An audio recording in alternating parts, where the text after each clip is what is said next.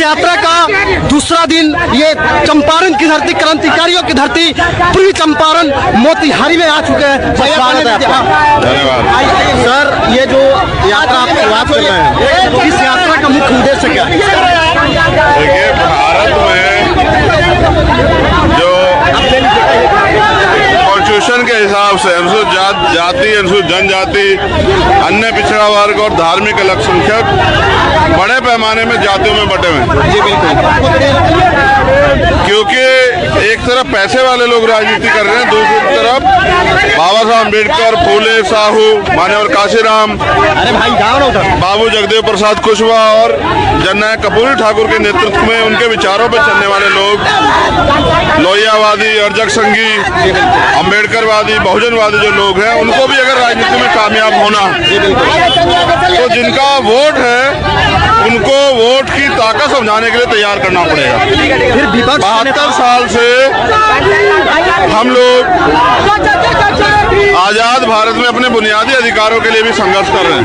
अच्छा, एक चीज अभी तक किसी भी दल ने, किसी भी पार्टी ने हमारी बुनियादी जो समस्याएं हैं, जिन समस्याओं का हम सामना करते हैं, उनको समस्या ही नहीं माना। इसलिए हमारी ये जिम्मेदारी है कि गांव-गांव जाके बहुजन समाज के लोगों में भाईचारा पैदा करें और बहुजन समाज के लोगों को संगठित करने का काम करें। जाति से ऊपर उठ के जो कमजोर सताए हुए लोग हैं, उनको संगठित करके उनको उनके संवैधानिक अधिकारों, उनकी जो सबसे बड़ा हथियार उनके पास वोट का है, उनके बारे में समझाने का प्रयास करें। विपक्ष के नेताओं का कहना है कि ये तो कांग्रेस की कॉपी कर रहा है, क्योंकि कांग्रेस भारत जोड़ो यात्रा उन्होंने प्रारंभ किया। ये यात्रा मान्यवर काशीराम साहब 4200 किलोमीटर की साइकिल यात्रा निकाल चुके, जब उनके बाप दादा भी यात्रा के बारे में नहीं सोचा करते थे। बिल्कुल। और किसी न किसी को कोई पूरी जिंदगी का अधिकार नहीं है कि वही लोग राजनीति करेंगे। अब बहुजन समाज के लोग भी राजनीति कर सकते हैं। जब वोट हमारा है तो राज भी हमारा आना चाहिए। लेकिन एक चीज और मैं आपसे जानना चाहूंगा कि जो विपक्ष के लोग हैं, वो अपने समाज में जो आपके विपक्ष हैं, वो बोलते भारतीय जनता पार्टी के एजेंट है। इसके ऊपर आपका क्या प्रतिक्रिया? देखो, जो दूसरे दल हैं, उन्होंने कितने गरीब के बच्चों को अपने पैरों पर खड़ा किया है, उनको जवाब देना चाहिए। जिन दलों में पैसे वाले लोगों को ही अहर्ता दी जाती है, चुनाव लड़ने के लिए टिकट बेचे जाते हैं या पैसे के आधार पर नेता चयन किया जाता है, क्या उन प्लेटफार्म पे गरीब का बेटा आगे बढ़ सकता है? अगर अमीर गरीबों के लिए लड़ते तो इस देश में कोई गरीब नहीं रहता, लेकिन अमीरों के लिए गरीब कीड़े मकोड़ों के समान है। अच्छा, ये चंपारण की धरती, ये स्वतंत्रता से पहले इस देश का स्वतंत्र हुआ था, उससे पहले ये क्रांतिकारियों की धरती, चंपारण की धरती कही जाती है। इस चीज को किस एंगल से देखते हैं? देखिए, ये चंपारण के साथ साथ बिहार की धरती भी है। बिहार की धरती से कई परिवर्तन के आंदोलन चले। ये बुद्ध की धरती है। अच्छा, यहाँ पर आपको कैसा लगा आने के बाद? किस तरह का? मैं हमेशा आता रहता हूँ। मैं चौथी पांचवी बार आया हूँ चंपारण में।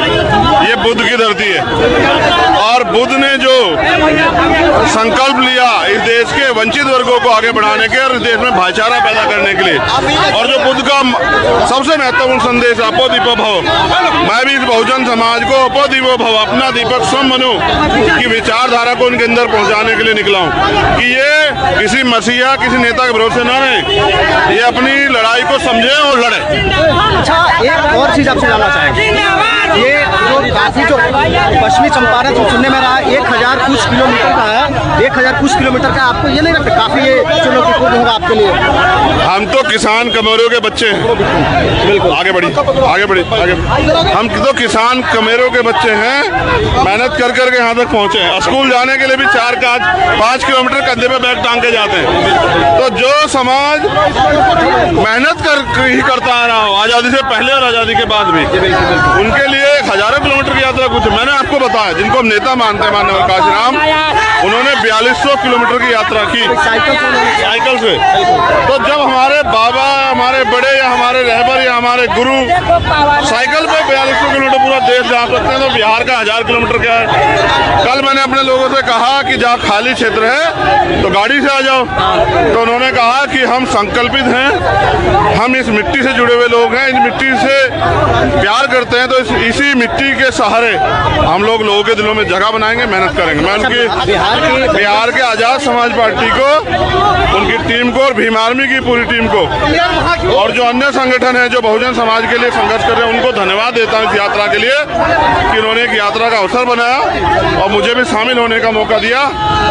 एक चीज आपसे लास्ट में पूछूंगा, आज ये भारत के अंदर में जो भारतीय जनता पार्टी जो केंद्र की सत्ता में स्थापित है, जो कि प्रधानमंत्री आदरणीय श्री नरेंद्र मोदी जी देश के प्रधानमंत्री हैं, बहुत ही, क्योंकि हिंदू धर्म के अनुसार जब अगर किसी के माँ या पिता डेथ करते हैं तो उसका बाल मुंडन होता है, लेकिन यहाँ पे आदरणीय श्री प्रधानमंत्री जी उन्होंने नहीं किया। हमारी लड़ाई अधिकारों की है, कौन मुंडन करता है कौन नहीं करवाता हमें फर्क नहीं पड़ता। नहीं सर, हम बुद्ध, कबीर, रविदास, नानक को मानने वाले लोग, हम अपनी विचारधारा पे बात करते हैं, कोई मुंडन कराए या नहीं कराए।